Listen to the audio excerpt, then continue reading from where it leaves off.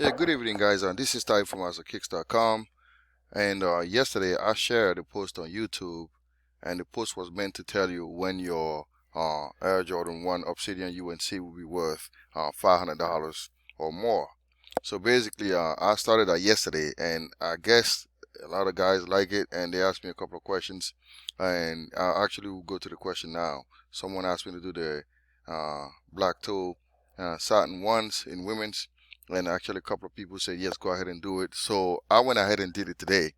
And guys, I gotta tell you, man, I started working on this at like 6 in the morning, and I just got done like about 15 minutes ago. So it basically took me the whole day to just sit there and crunch these numbers. It's not easy work, and I'll tell you why it's not easy work, because I'm gonna go on my website and show you a couple of things here.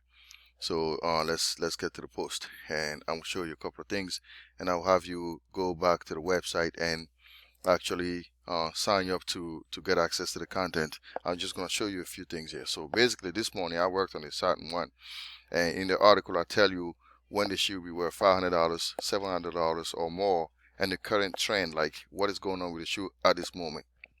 Okay, so basically the hardest part about this thing is collecting the data.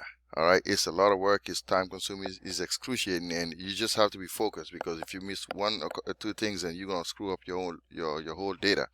So it really took me a lot of time. So, and then the hardest part is really focusing on the sizes, because I had to study literally every single size. So for me to do that required like literally an entire day.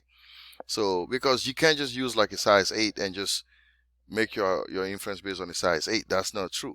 So what I did was I went and studied the entire data over the last 3 months, which is September, October, and November, and I saw the sizes that were selling the most, and then those were the ones that I studied.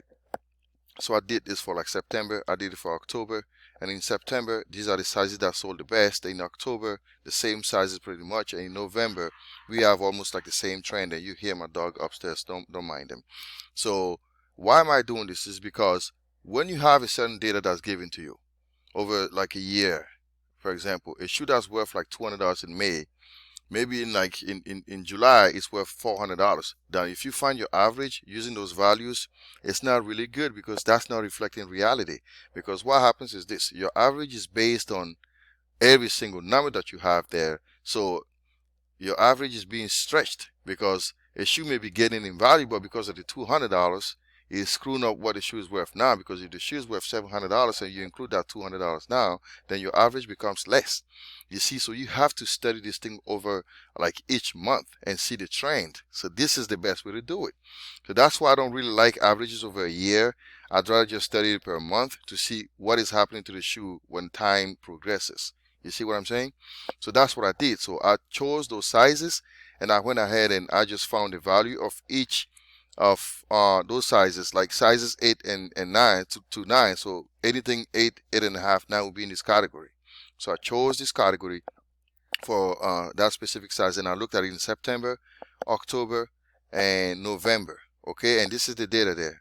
So basically I took all these values, put them together, and then I'll study the trend over the last 3 months. So for a size 8 and 9, what is happening? And when will the shoe be worth $500? This is what I did on this article today. And it was a lot of work, because I had to crunch all these numbers, put them together, and I did it for size 8 to 9, size 10 to 10.5, size 11 to size 12. And then in the article, you will see what's going to happen to your shoe. Should you hold it? Should you sell it now? Should you wait? So those are the answers that I give you in this article today. Now, I'll show you just how much work it required. Like this is just October. I had to go through all these numbers, put them in separate categories, take them one at a time, take each month one at a time, and just put it in my tool that I use, my software, to get the values that I need to show you what's happening. That's just October. Look at all this. It's like you're talking about like all these numbers that I had to literally put in there. That's just October. Okay, and then I had to do this for September. And I mean, my head was just almost exploding this morning when I was working on it. This is October, September. Now November, I got a little bit fortunate, because November we only have like 13 days, so the data there wasn't as vast. But September and October, man, they gave me a headache. This is all these numbers that I had to put in there. So you have all this information crammed into all this data all the stuff on the website, so you can get access to all the information that you need to make your decision. Now, here's the thing about this kind of trends. Trend changes all the time, so that means in January I'm gonna have to review this thing again to see if the shoe is gaining value or losing value, all that stuff. So this is what I'm saying. It's not good to just have like study the average value of a shoe over a certain period of time, saying over 12 months this is what this is like. Now every month things change, so a shoe that may not be valuable in like October, in November it may jump in price, or it may lose its value. So this is why it's important to stay close to the data and keep looking at it every day.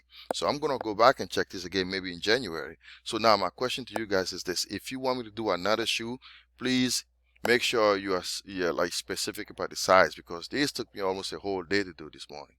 I don't want to just do every size. If you want me to state like a size 8, then tell me a size 8, and it has to be a consensus. That means a lot of people have to agree to it.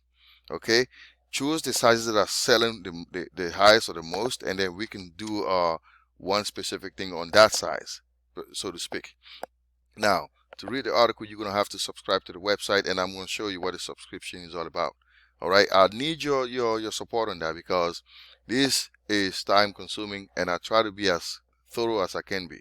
All right, so if you go on here, you're gonna see what the subscription is all about. It's only $1.99 a month, so you have access to all these projection posts that I write, and anything between fake and then real shoes, all those posts, you're gonna get access to those too for $1.99 a month. This is pretty affordable.